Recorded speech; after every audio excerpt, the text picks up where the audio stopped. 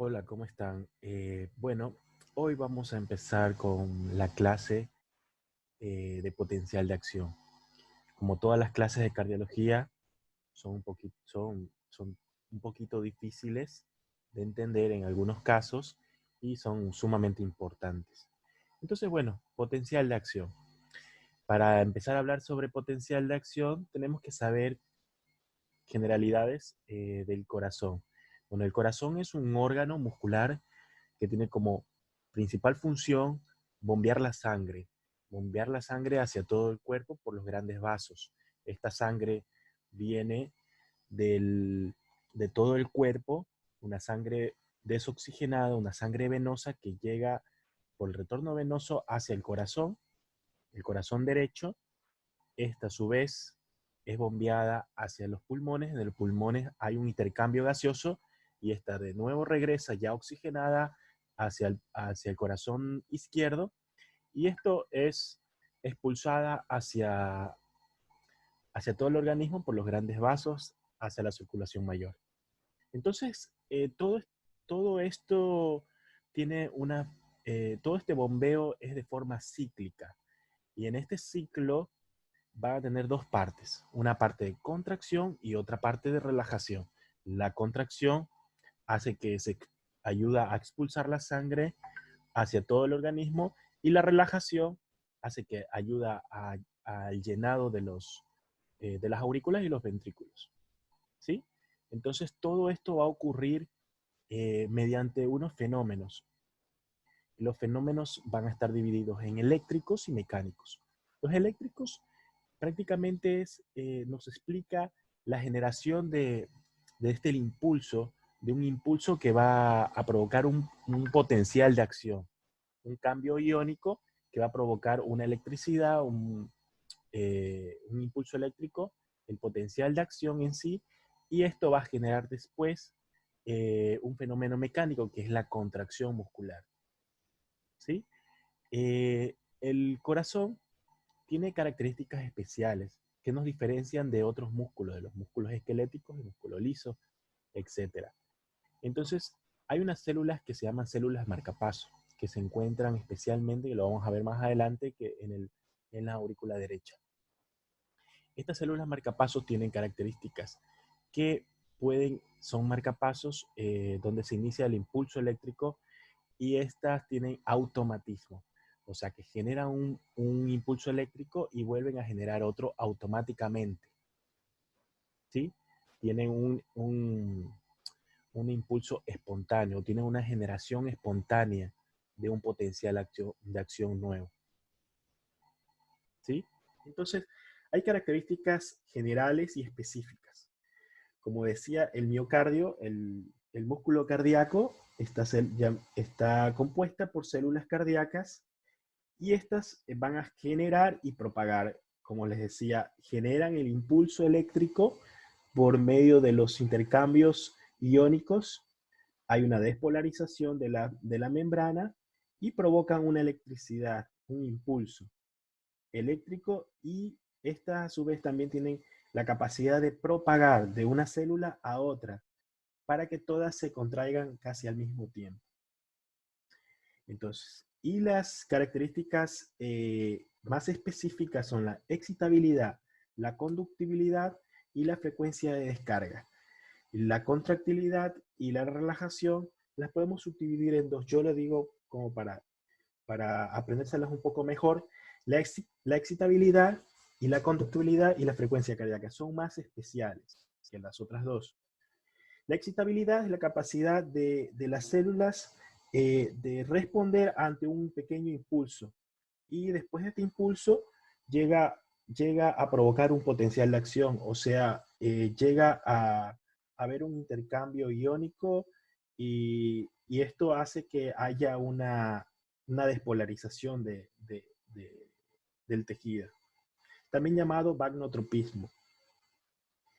Ahora, la conductibilidad es la capacidad de estas células de conducir el impulso eléctrico de una célula a otra por medio de los músculos, del músculo cardíaco y por medio de células especializadas. Esta característica también se llama tromotropismo.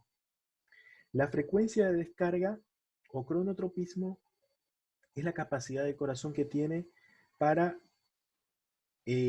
provocar un impulso eléctrico en un determinado tiempo.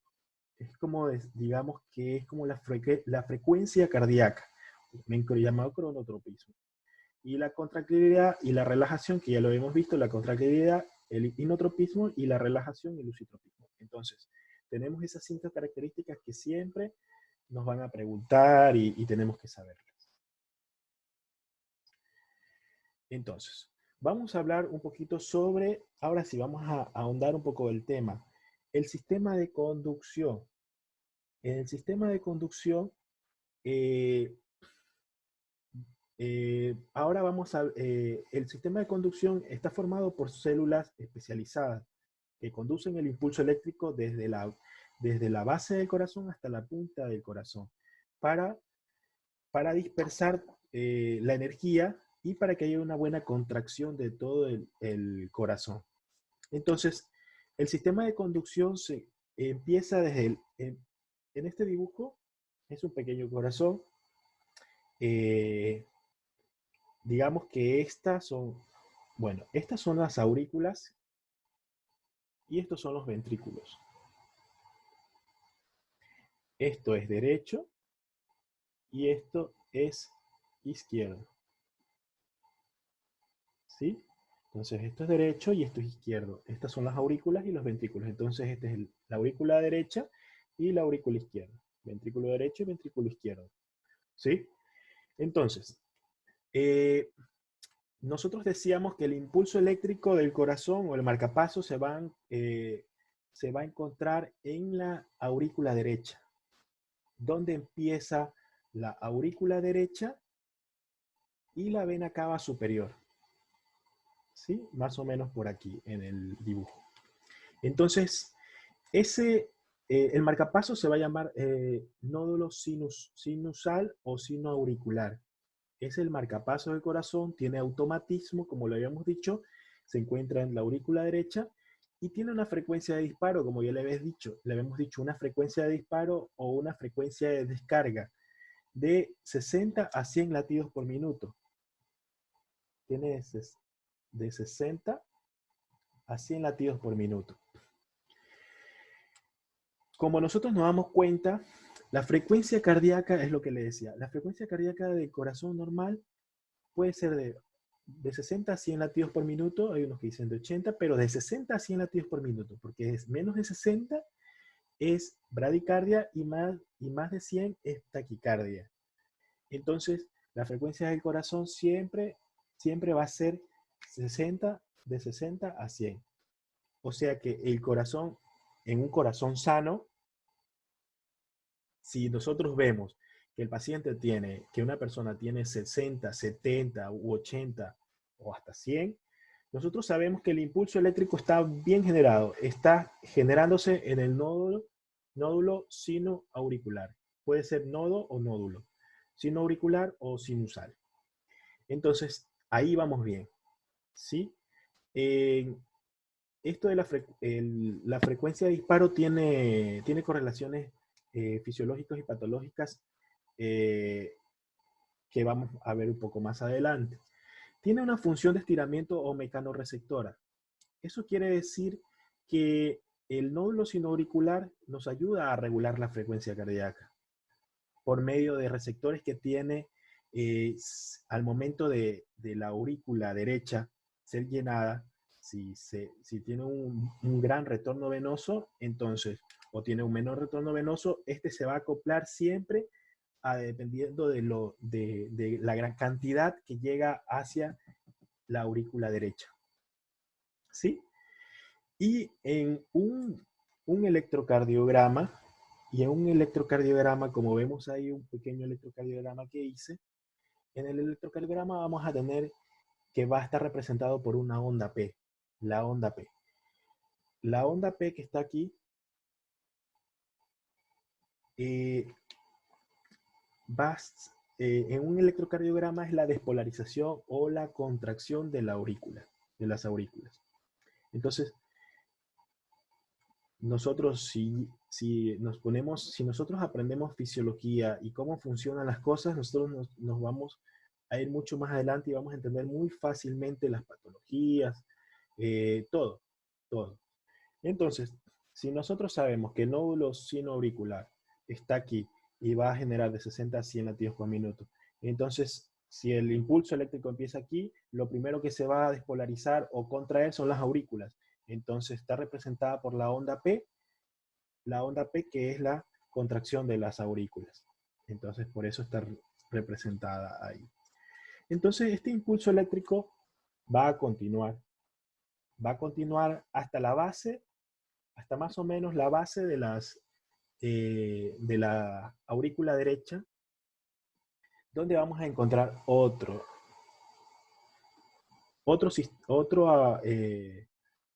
sistema de conducción que es el nodo aurículo-ventricular. Como lo dije, está en la base de la aurícula derecha, entre el seno coronario y la válvula tricuspidea.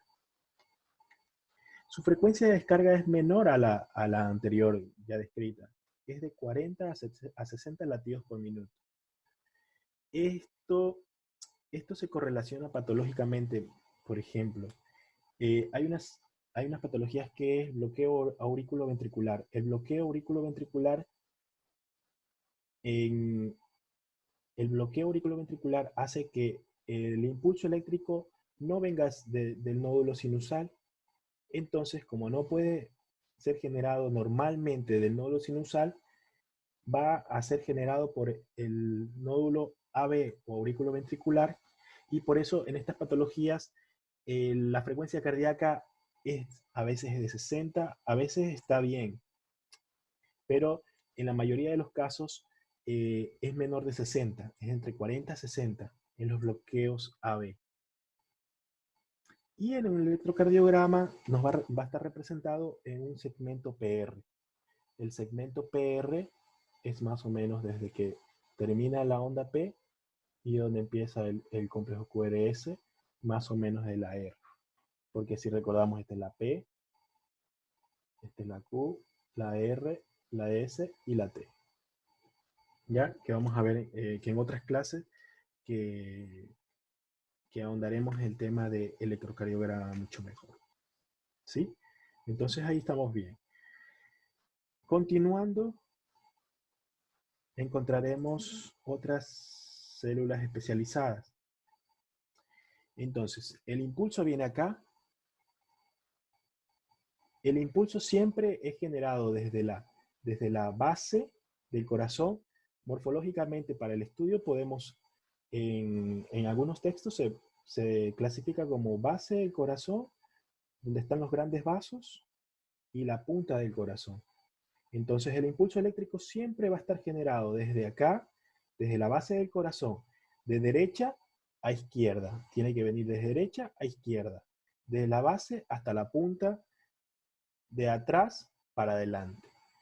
¿Cómo está localizado, como anatómicamente está localizado el corazón? Entonces ahí vamos bien. El impulso después, haber llegado en el aurículo ventricular, este impulso es enlentecido, se hace un poco más lento y llega a una parte que se llama haz de His, que tiene una forma triangular y se va a dividir en dos raíces, en una derecha y otra izquierda. Esta va a estar recorriendo el tabique interventricular, una rama derecha y una rama izquierda. Y a su vez se va a dividir en ramas anteriores y posteriores. Anteriores y posteriores. Porque el fin del sistema de conducción es que llegue este impulso eléctrico a todas las fibras musculares para que haya una buena contracción. Entonces, esta va a tener una menor frecuencia cada vez que se va alejando del punto de referencia, va a disminuir la frecuencia la frecuencia de descarga. Entonces, en el haz de His, que es el de aquí, vamos a tener una frecuencia de descarga de más o menos de 20 a 40. En algunos libros el nódulo sinusal le da un promedio de 75 más o menos de descarga. Y bueno, entonces, luego de esto, vamos a tener unas pequeñas terminaciones que son las fibras de Purkinje. Son las terminaciones o son la continuación del haz de His, pero son fibras muy pequeñas que llegan mucho más a las fibras más alejadas del corazón, las fibras musculares más alejadas, y estas van a tener una mayor velocidad de conducción del impulso eléctrico, y van a tener una frecuencia de descarga mucho menor. Es menos de 20 latidos por minuto.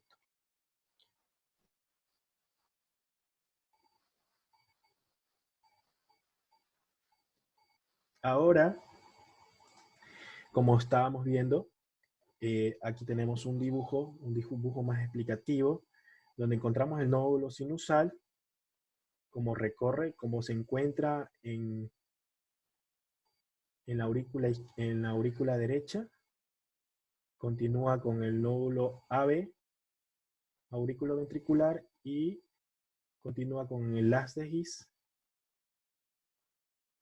Se divide en ramas derecha e izquierda, las ramificaciones anteriores y posteriores, y aquí no se ve mucho de las fibras de Purkinje. Aquí aquí tenemos un cuadro pequeño, que es importante también saberlo. Como ya les había dicho, igual está un poco resumido. Aquí tenemos el conductor y las frecuencias del impulso. Nódulo sinusal de 60 a 100, que puede ser un promedio de 75. Nódulo auriculoventricular de 40 a 60. Haz de His de 20 a 40. Y fibra. Bueno, continuamos con potencial de acción. Para seguir hablando de potencial de acción, eh, tenemos que tener claro que hay un potencial de membrana. El potencial de membrana es el estado de reposo que se encuentra la célula. Y este potencial va a estar indicado por un milivoltaje. El milivoltaje que va a dar al momento que la membrana va a estar en reposo, que normalmente es menos 90 en las células cardíacas, y va a variar si es en las células ventriculares, auriculares o nodales. Bueno, entonces, antes de empezar un potencial de acción, la membrana tiene que estar en reposo. Este reposo, también llamado homeostasis, o sea, una igualdad entre la parte externa o extracelular e interna, e intracelular, ¿no? Entonces, esto va a depender mucho del flujo de los iones. En estos casos tenemos los importantes, que es el sodio, el potasio, el cloro y el calcio.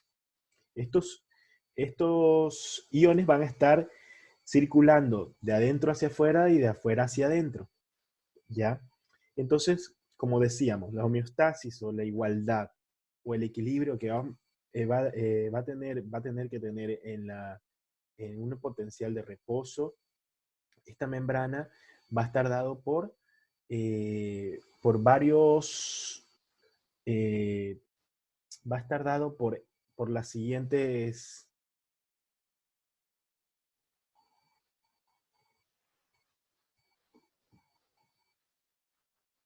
1, 2, 3. Bueno, vamos a seguir con el tema de potencial de acción. Para seguir con esto, tenemos que tener en cuenta de que antes que haya un potencial de acción o una despolarización, la membrana siempre va a estar en reposo, en modo reposo. Entonces, este modo de reposo es un equilibrio entre la parte extracelular e intracelular. Y esto también llamado homeostasis iónica. Esto va a depender del flujo, del traspaso, del intercambio de iones.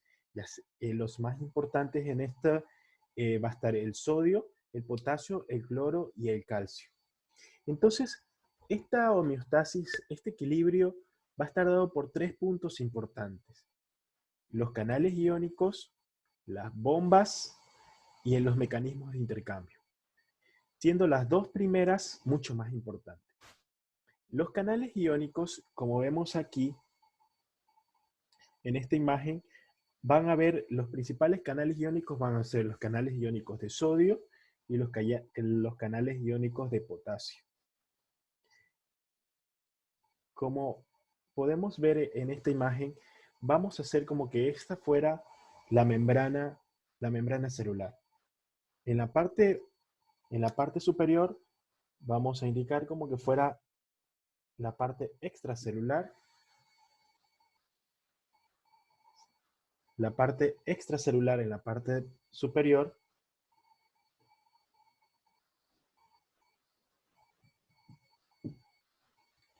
y la parte intracelular en la parte inferior.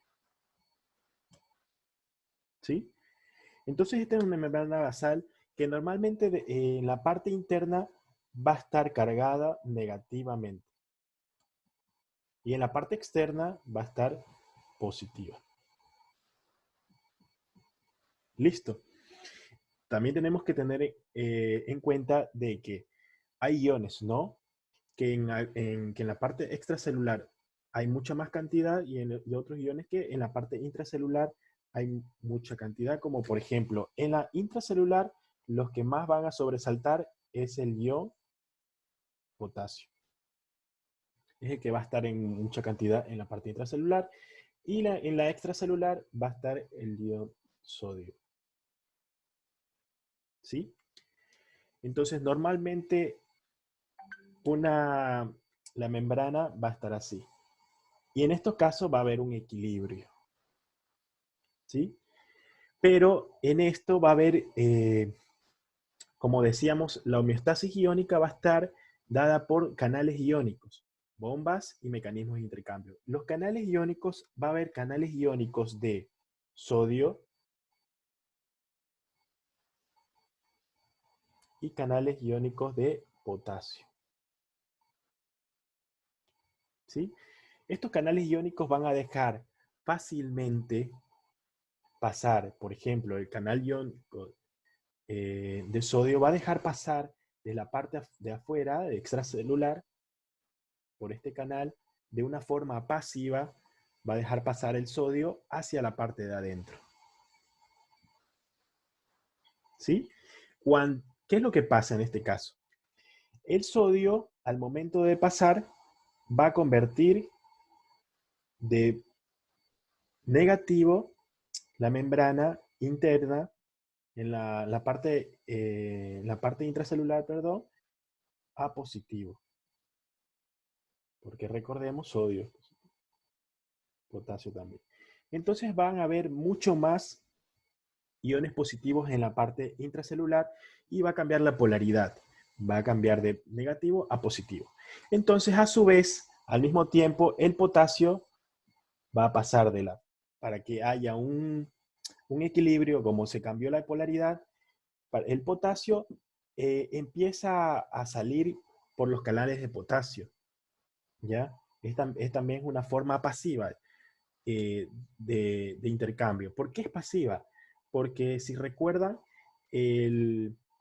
cuando hay un gradiente de presión, cuando hay un gradiente mayor, va a pasar, por ejemplo, en el sodio, que hay mucho más sodio en la parte extracelular, es más fácil el paso a la parte intracelular. O sea, el gradiente de presión va a ser mucho más mayor, va a pasar de un gradiente de presión mayor a uno menor. Entonces va a pasar de forma pasiva. Asimismo es como el potasio se encuentra más en la parte intracelular, va a ser fácil y de una forma pasiva, sin energía, va a pasar hacia la parte exterior. ¿Sí? Ahí vamos bien. Entonces cuando el potasio sale, el potasio va a salir, entonces va a haber otra vez un equilibrio. Como el sodio cuando pasa para la parte intracelular, convirtió en negativo positivo, disminuyó la carga positiva en la parte extracelular y esto lo convirtió en negativo poco a poco. Pero cuando el potasio empieza a pasar hacia la parte extracelular, esto lo vuelve a convertir en positivo. ¿Sí? Y como la parte intracelular empieza a perder positividad con el potasio, ¡pum!, se vuelve a convertir en negativo. ¿Sí? Se vuelve a convertir en negativo otra vez. Entonces, ¿qué es lo que pasó aquí? Hay un equilibrio. Otra vez vuelve el equilibrio que teníamos antes. Tenemos que recordar, tenemos que decir que el equilibrio siempre va a estar en menos 90 milivoltios en una membrana, en la membrana celular cardíaca. Un promedio de eso. Menos 90 milivoltios. Entonces, va a haber un equilibrio, ¿no? Pero va a haber un equilibrio en la parte va a haber un equilibrio en la parte que es de de las cargas, ¿sí? Volvió a hacer cargas positivas afuera y negativas adentro. Pero hay algo mal aquí, que el sodio se quedó en la parte de adentro, ¿sí? Y el potasio se quedó en la parte de afuera. Y normalmente no debería estar así, debería estar como antes, como les había dicho al principio. Entonces ahí intervienen la segunda parte, las bombas de sodio-potasio. En la bomba de sodio-potasio, ¿qué es lo que pasa? Esta va a agarrar tres canales. En la bomba de sodio-potasio, como vemos aquí en la imagen, va a agarrar tres iones de sodio y por medio de energía de ATP se hidroliza y va a pasar tres iones de sodio hacia la parte extracelular y dos de potasio hacia la parte intracelular. Y entonces, por medio de la bomba sodio-potasio, el potasio regresa poco a poco hacia la parte intracelular y el sodio regresa hacia la parte extracelular y otra vez regresamos. Otra vez empieza el ciclo. Entonces el sodio va a quedar, como siempre, mucho más en la parte extracelular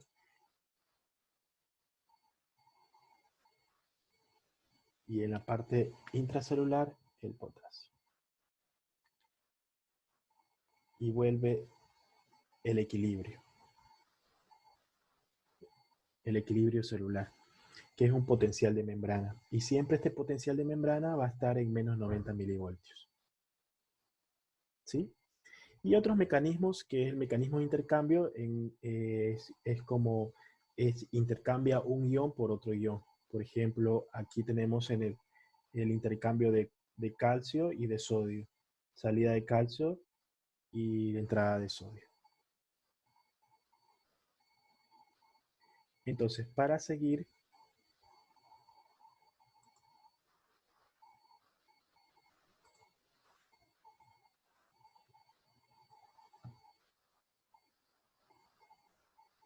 entonces, bueno, tenemos que tener también estos conceptos básicos del potencial de acción, como ya lo habíamos dicho antes, ya le había explicado el potencial de membrana. El potencial de membrana es el que le decía, que tiene que haber un equilibrio, y esto va a estar determinado por el gradiente iónico y la selectividad de la membrana. ¿Qué quiere decir con esto? El gradiente iónico es es el ion con más, es el ion que tiene más carga y se encuentra con mucho más cantidad, que es, en este caso, es el potasio. Y otra determinación es la selectividad de la membrana. La membrana celular es más selectiva para el paso del potasio de un lado al otro. Entonces, el potencial de membrana va a estar dado por el potasio. Y eh, en la parte de este cuadrito tenemos a todos los iones, los más importantes, que es el sodio, el potasio y el calcio. Y nos damos cuenta que aquí en la parte, aquí está la cantidad de milosmoles que se encuentran en la parte extracelular e intracelular de cada uno. Y aquí hay una que se llama EMB, que es el potencial de equilibrio. ¿Ya? El potencial de equilibrio En este caso, por ejemplo, en el sodio es de 62, más 62, el de potasio es menos 90 y el de calcio es un poquito más y es más variado. El que tiene mucha más negatividad es el potasio, que es menos 90. Como ya hemos dicho, que depende mucho el potencial de membrana, el gradiente iónico y la selectividad de la membrana. Entonces la membrana es más selecta al potasio. Entonces el potencial de equilibrio va a estar dado por el potasio. El potencial de equilibrio es menos 90. ¿Qué es el potencial de equilibrio? Es la fuerza del gradiente que ejerce sobre el ion y va a estar dada por una ecuación del NERS. Es un poquito más, la pueden buscar. Y bueno, pero lo importante es saber que es la fuerza del gradiente que ejerce sobre el ion. O sea, que es el momento de que la membrana va a estar en un equilibrio al paso del ion de la parte de afuera hacia adentro. O sea que si llega el potasio, llega a una cantidad intracelular de 100 y extracelular de 3.4 miliosmoles, aquí va a haber un equilibrio y ya el potasio va a dejar de pasar de un lado al otro. ¿Sí? Y va a haber un equilibrio más o menos se va a dar menos 90. Entonces, en este caso, en esta carga de la membrana, va a ser que el potasio ya no vaya a pasar de un lado al otro, entonces va a estar en un equilibrio. Y entonces por eso va a estar la membrana, si ponemos un, milivol, un, un medidor de voltaje, vamos a tener que la membrana va a estar en menos 90 milivoltios. ¿Sí? Bueno, el potencial de acción en las fibras cardíacas es mucho más alargado que otras fibras. En las fibras musculares esqueléticas va a ser de 5 a 10 milisegundos, en las fibras nerviosas va a ser mucho menos, de 0.5 milisegundos, que va a ser mucho más rápido, y las fibras cardíacas es de 250 milisegundos.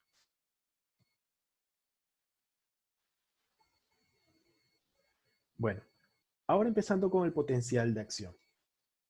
El potencial de acción es, va a estar formada por 5 fases.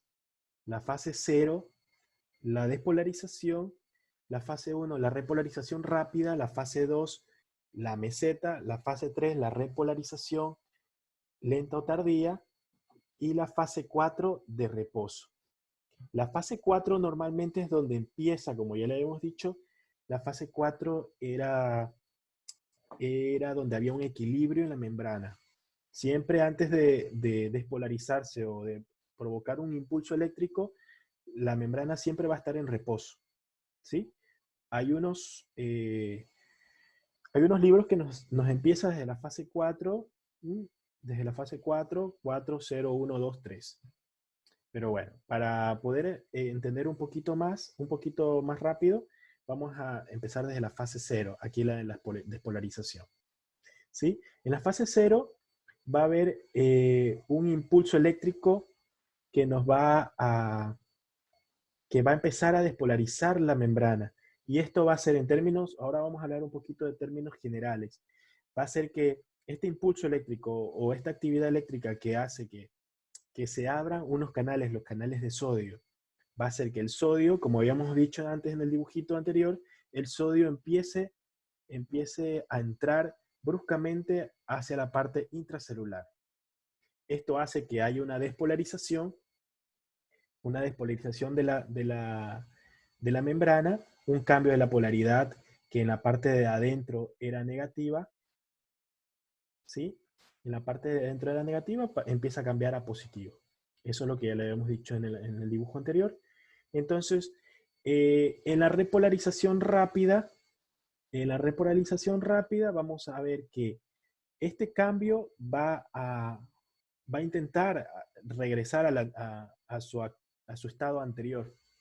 Se va a intentar repolarizar. Entonces, ¿qué es lo que pasa ahí? Si entró sodio, ahora empieza a salir potasio, como le habíamos dicho antes. Sale potasio, empieza a salir potasio por los canales iónicos de potasio. Se activan estos canales. ¿Sí? Entonces, empieza a haber una repolarización, empieza a haber otra vez un cambio de la polaridad a su estado anterior. Y en la fase 2, que es la meseta, va a estar dado principalmente por la entrada de calcio. ¿Ya? Se van a activar unos canales de calcio y los canales de potasio y todo lo demás sigue igual, sigue igual. Pero va a estar más representada por la entrada de calcio. Esta meseta es importante porque es la característica específica del potencial de acción cardíaco. ¿Sí? Y en la fase 3 va a haber una repolarización tardía. ¿Sí? En la repolarización tardía continúa la salida, continúa la salida lenta de potasio. Se activan otros canales adicionales de potasio y entonces continúa la repolarización. Hasta llegar aún a la fase 4, que es el reposo eléctrico. El reposo eléctrico va a haber una membrana con la repolarizada, o sea, positivo en la parte exterior y negativo en la parte interior. Con una, como vemos en este cuadrito, aquí está los milivoltajes. En el reposo más o menos va a estar siempre entre menos 90. Entonces la polaridad vuelve a su estado anterior. Pero, como lo habíamos dicho antes, en este caso el potasio está fuera y el sodio está dentro. ¿Sí? Entonces tiene que regresar como antes estaba.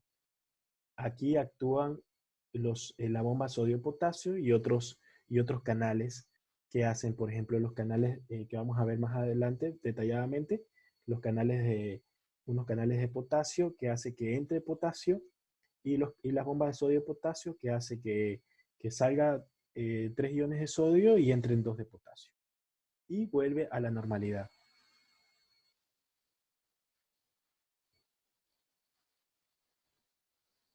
Bueno, ahora empezando con la fase 0.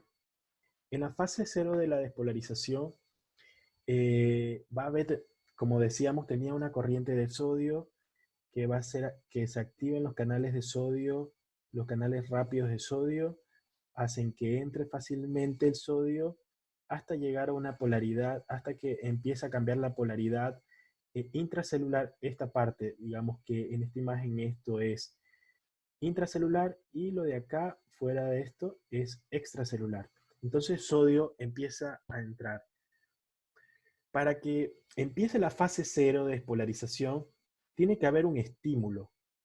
Y este estímulo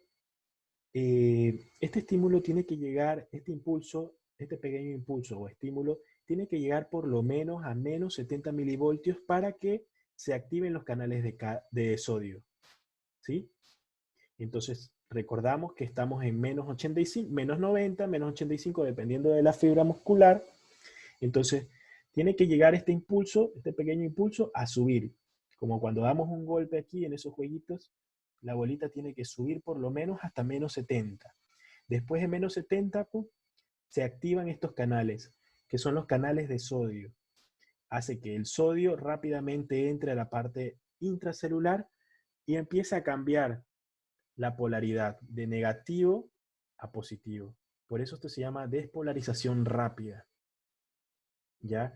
Esta parte va a ser muy rápida, llega a su tope de cierre en más o menos 1 milisegundo y la inactivación de estos canales va a ser lenta. ¿Sí? Va a ser lenta hasta que llegue a su tope. Como decíamos, aparte de eso, de la activación de los canales rápidos, también pueden haber una activación adicional de estos canales, que fácilmente se van a debilitar y se van a cerrar. ¿Ya? Como decíamos que tiene que llegar por lo menos este impulso en menos de 70 milivoltios para activar los canales. ¿Y cuál es si nosotros activamos los canales a menos 70 milivoltios, cuál es el máximo de que llega este impulso o esta despolarización? Va a llegar a un máximo de 35 milivoltios. Esto es positivo. Llega más o menos a más 35 milivoltios. Si no mal recuerdo, entre 100 y 110 milivoltios va a haber un cambio, que desde reposo hasta más 35. ¿Sí? Entonces, va a llegar a un máximo, esta fase va a llegar al máximo de 35 milivoltios, pero dice aquí no llega a su máximo de 62 milivoltios. ¿Qué quiere decir con eso? Decimos, regresamos un poquito a las diapositivas y dice aquí, no llega a su máximo de sodio a más 62 milivoltios. Recuerdan que aquí este es el potencial de equilibrio de cada uno. En el sodio va a haber una positividad del 62. ¿Ya? No va a llegar a su máximo. O sea que el equilibrio de que el sodio deje de pasar, como decíamos, ¿no? El potencial de equilibrio era cuando ya este ion, por estos canales pasivos, pasan de un lado al otro, ya dejan de pasar porque como que ya se llenó, digamos así, ¿no? Como que ya las cargas positivas ya se llenó, llegó a un punto en que ya el ion ya no pasa de un lado al otro, como que hay un equilibrio entre afuera y adentro, ¿sí? Y entonces el equilibrio va a estar entre más 62 milivoltios del sodio, pero este no va a llegar hasta 62 milivoltios, sino que va a llegar hasta más o menos 35 milivoltios, más o menos por aquí, que va a ser 35 milivoltios. Pero ¿por qué se va a dar esto? Esto se va a dar porque va a tener, porque los canales de sodio se van a cerrar inmediatamente. La fuerza impulsora del sodio empieza a disminuir poco a poco, progresivamente, y la corriente de despolarización, empieza a, la corriente de despolarización se empieza a disminuir también. Entonces poco a poco va disminuyendo hasta antes de llegar a su máximo. Se van a inactivar los canales de sodio y no va a llegar a su máximo sino a 35 milivoltios. Después de 35 milivoltios va a ocurrir otra cosa. La siguiente fase, que es la fase 1, que es la repolarización temprana. ¿Qué pasa en esta repolarización? Intentan cambiar la polaridad. Empieza a haber una salida brusca de potasio, ¿ya? Y también dicen que va a haber un ingreso disminuido de cloro. Pero lo importante es aquí que si ya entró sodio en la despolarización, ahora empieza a salir potasio, como vimos en la imagen, en el dibujito anterior que le hice. Entonces, se van a activar los canales de potasio que van a depender de voltaje. Todos estos canales, el de sodio y de potasio, van a depender del voltaje. Entonces se van a activar, miren lo que dice aquí, se va a activar estos canales más o menos en 30 milivoltios. Como les decía antes, la fase 0 va a llegar hasta el máximo de 35 milivoltios, 34, 30, 35 milivoltios. Y ahí, en este caso, más o menos cuando llega a 30, se van a activar estos canales de potasio para dejar salir el potasio. Sale el potasio a la parte extracelular para ayudar a un equilibrio de voltaje para que llegue para que empiece a la parte de afuera a hacerla positivo y la parte interna a restaurar la negatividad que tenía antes. Entonces, estos canales se van a inactivar al principio de la fase 2 y esta fase 1 va a estar ausente en las células nodales. Eso es importante, hay que grabarse. Entonces, va a haber dos tipos de corrientes, transitorias hacia afuera, en inglés transient outward. Entonces va a haber dos corrientes, las TO1 y TO2. ¿Sí?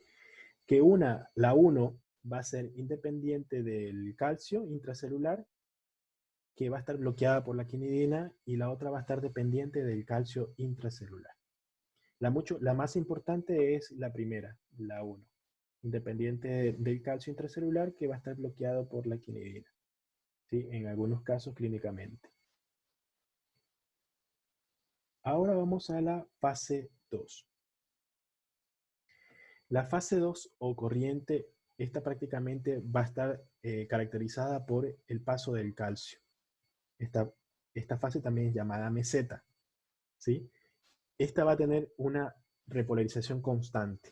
O sea, lo que pasó antes continúa, ¿sí? El potasio sigue saliendo, todo eso sigue, pero lo que va a pasar es que el calcio empieza a entrar,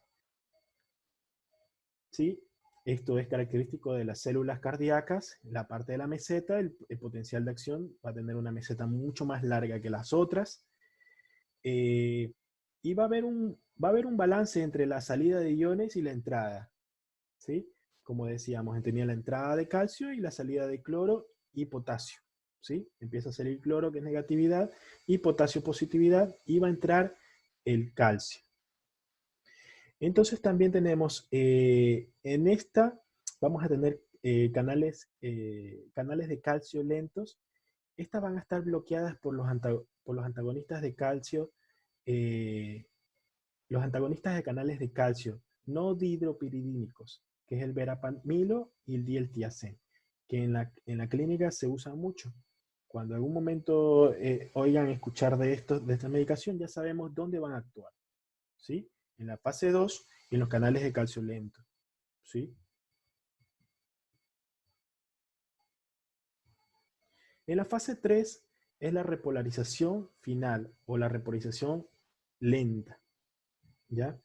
Esta va a producir en esta parte, ya empieza a haber más positividad, perdón, más negatividad, que empieza a acercarse mucho más a a la fase de reposo, y esta va a seguir ocurriendo. La salida de potasio, continúa la salida de potasio, pero esta va a estar caracterizada por la salida lenta. Poco a poco empieza a salir potasio, ¿sí? En la fase final de la repolarización, y va a haber un desbalance por inactivación de los canales de calcio, ¿sí? Como lo habíamos dicho antes. Y en la fase 4 es la fase de reposo.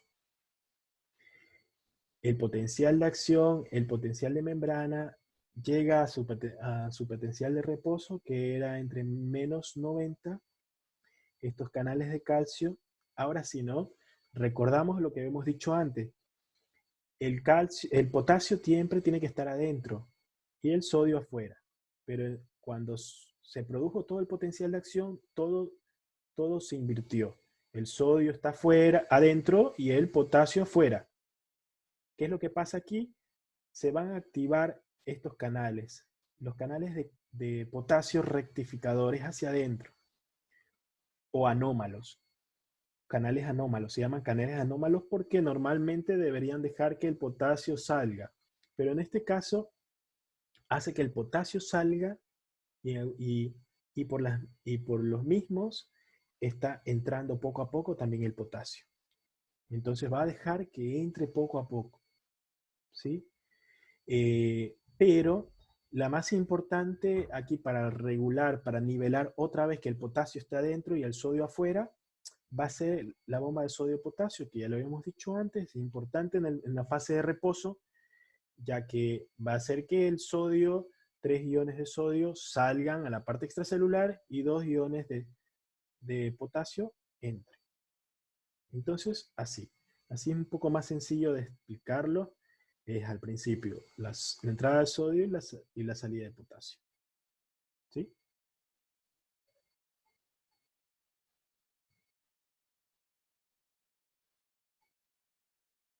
Me estaba olvidando.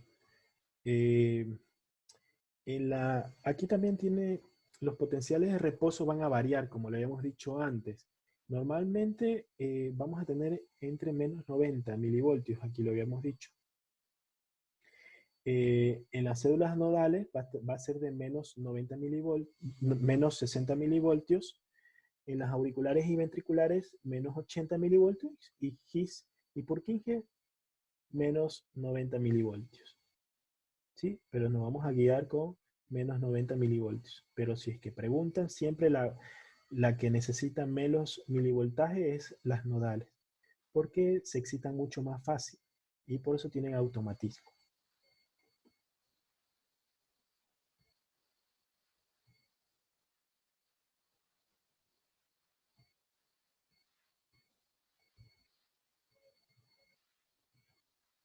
Las corrientes adicionales, podemos decir que sí, no son tan importantes como las anteriores, pero sí nos va a servir mucho en el intercambio. Va a haber una corriente de potasio activada por acetilcolina. Estas van a modular el potencial de reposo y el potencial de acción. Actúan especialmente en el nódulo sinusal, aurículo ventricular y en las aurículas. Esta va a tener el cronotropismo negativo, que recuerda el cronotropismo que nos va a dar la frecuencia de disparo. Entonces, esto va a hacer que disminuya la frecuencia de disparo del corazón. ¿Sí? Se activan por receptores M2 en la membrana y va a haber una aceleración de la repolarización. En la corriente de cloro son estimuladas por el AMP cíclico, acorta el potencial de acción. ¿Sí? Va a cortar el potencial de acción, eso va a hacer que haya un potencial de acción mucho más rápido, ¿ya? Y tiene la capacidad contraria de la corriente anterior. ¿Sí? Depende de la acumulación de AMP cíclico intracelular por la actividad simpática. En la bomba sodio-potasio ATPasa es una de las más importantes, que ya le hemos dicho mucho antes, ¿ya? Ocurre por excelencia en la fase 4 y mantiene el equilibrio de la potencial de acción. Y ya lo habíamos explicado antes, y siempre va a tener un ATP, que es la energía, se hidroliza para que este intercambio haya. Y el intercambiador de sodio-calcio, que lo habíamos dicho al principio, contribuye la mayoría de estas contribuyen en el reposo y en el potencial de acción. Intercambia el calcio intracelular por un sodio extracelular y viceversa. ¿Sí? Ayuda a un intercambio fácilmente.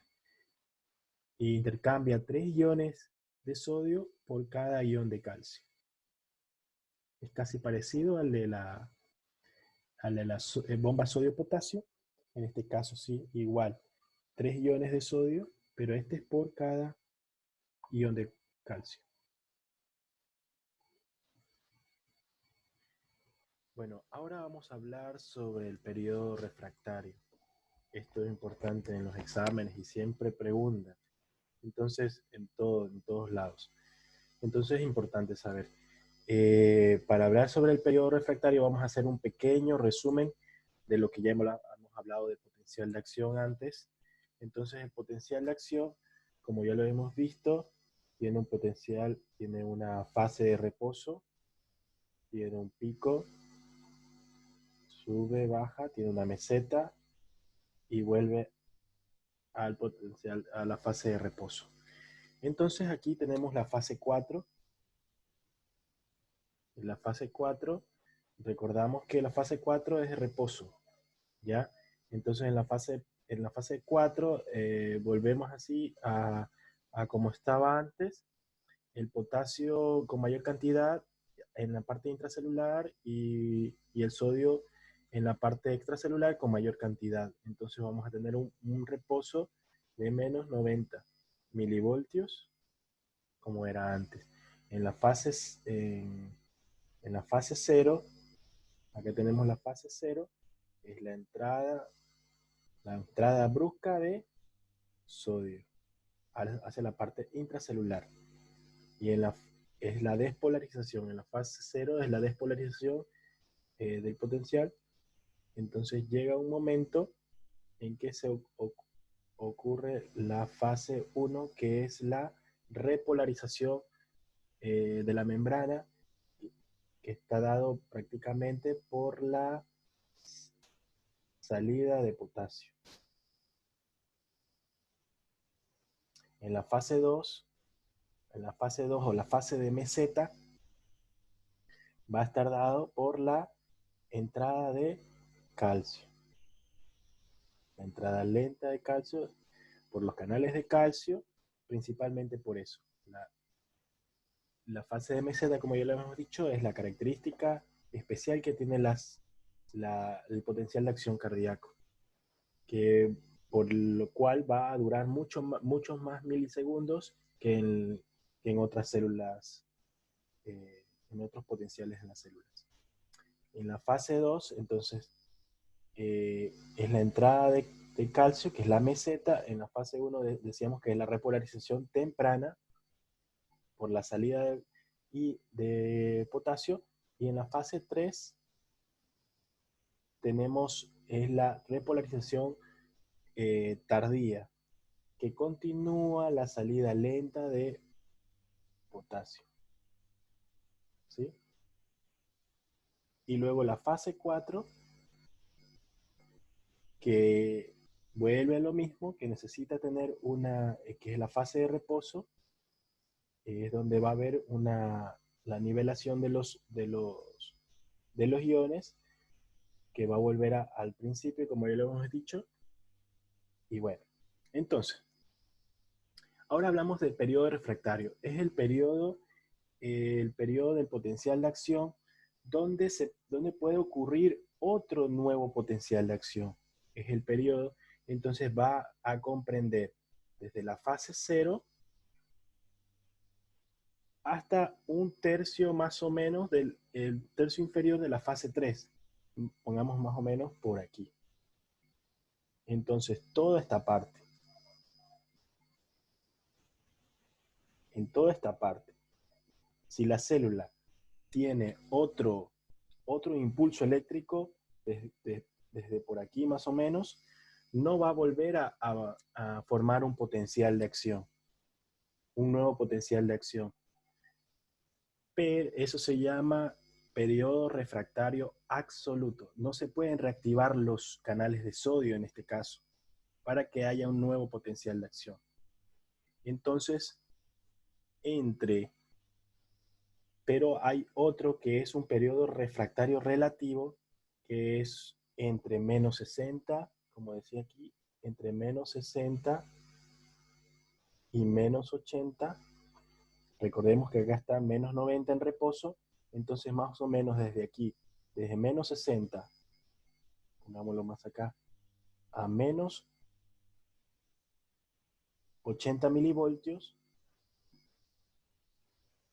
puede ocurrir que haya un nuevo impulso eléctrico antes de llegar al reposo y vuelva a ocurrir otro potencial de acción.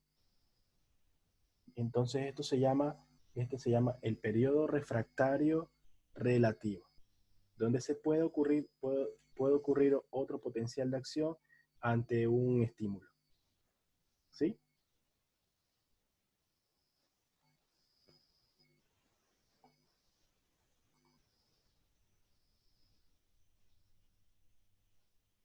Entonces, después de esto tenemos, bueno, aquí hay diferencias entre potenciales de acciones cardíacos.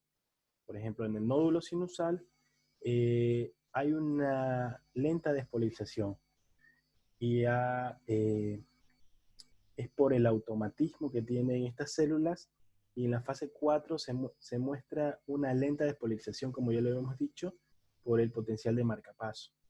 Al no tener un potencial de reposo, se denomina este potencial diastólico máximo, PDM, al potencial negativo, al potencial más negativo de la célula. Bueno, X.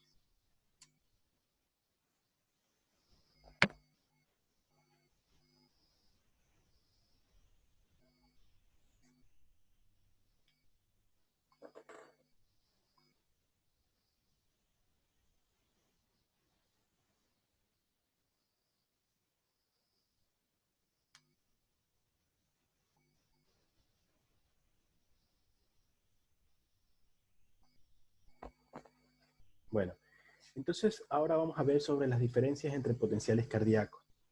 El que sobresale más ahí es el nódulo sinusal, ya que el nódulo sinusal, como es el marcapaso del corazón, tiene automatismo. Entonces, tiene una lenta despolarización después de la fase 4. Entonces, es llamado potencial marcapaso. Entonces, prácticamente este potencial, el nódulo sinusal, carece de un potencial de reposo.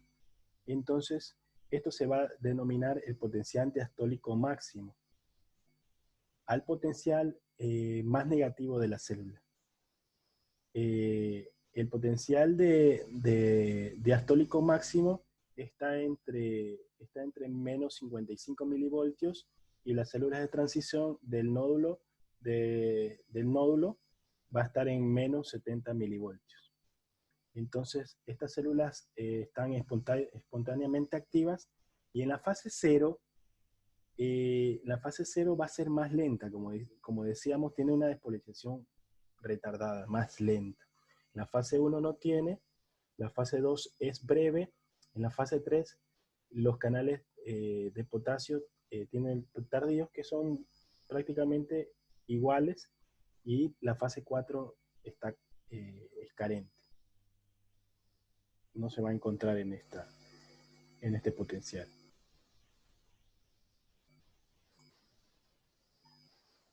Ahora tenemos en las aurículas es similar al potencial de acción ventricular. Tiene un potencial de reposo más o menos de menos 85 milivoltios, que ya lo hemos dicho. La fase 0 es rápida, la fase 1 es prominente y la fase 2 no presenta prácticamente en algunos casos le da una forma triangular, como vemos en la imagen de acá. El nódulo sinusal encontramos que una parte de la meseta es menos prominente. En el nódulo sinusal hay una disminución de los milivoltios y prácticamente en la fase 4, que es el reposo, no se encuentra. Vuelve a provocarse otro potencial de acción. En el atrium, en las aurículas, vemos que es normal en la fase 0, en la fase 1, y en la fase 1 es mucho más prominente que las anteriores. Y en la fase 2 prácticamente en la meseta no hay. Y entonces le da una forma triangular del potencial de acción. Y sí tiene potencial de reposo. En el nódulo auriculoventricular es similar al nódulo sinusal, pero en la fase 4, que es más o menos por acá, la despolarización espontánea es mucho más lenta que en la anterior. ¿Ya? Es un poquito más parecido al del nódulo sinoauricular en la parte de la fase 4. Y en las fibras de Purkinje es similar al potencial de acción ventricular. La fase 1 es prominente y tiene una larga meseta, de que la fase 2 y lo demás normal. El ventrículo es el más normal, es el que hemos estado estudiando últimamente.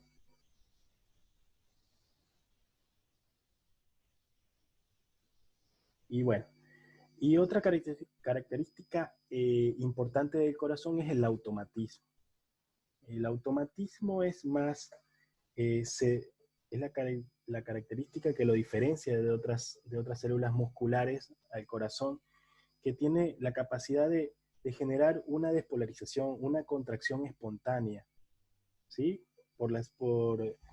Gracias a las células de marcapaso. Y esta va a depender de tres factores.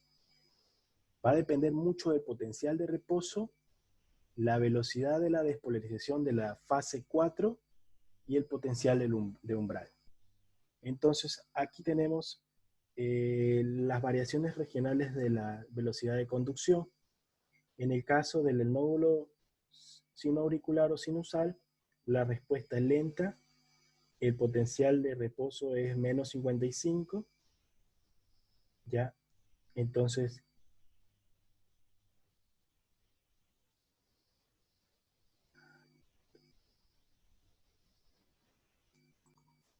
Bueno, el automatismo es otra característica que diferencia el corazón de otras células musculares. Entonces, el automatismo es la capacidad que tiene de contraerse de una despolarización espontánea, de provocar una despolarización espontánea. Y esto se da gracias a las células del marcapasos que están en el nódulo sinoauricular, como habíamos dicho. Entonces, esto va a depender de tres factores, el automatismo: del potencial de reposo, el nivel de potencial de reposo, la velocidad de la despolarización de la fase 4 y el potencial de umbral. Entonces, en este cuadro vamos a tener las variaciones de todos los tipos celulares que se encuentran en el corazón, y nos vamos a dar cuenta que entre todos estos, el más lento, el que tiene más, el que es más lento y el potencial de reposo menor es el nódulo sinoauricular. Entonces tenemos una respuesta lenta, como decíamos acá, una velocidad, una respuesta eh, por medio de la velocidad de la despolarización de la fase 4. Entonces esta respuesta es lenta en el nódulo sinoauricular. Y un potencial de reposo es de menos 55 milivoltios, o sea que es menos que todas las que siguen. Entonces no necesita mucha excitación, mucho impulso para provocar un nuevo potencial, una nueva despolarización. Entonces el automatismo se da más en el nódulo sinoauricular.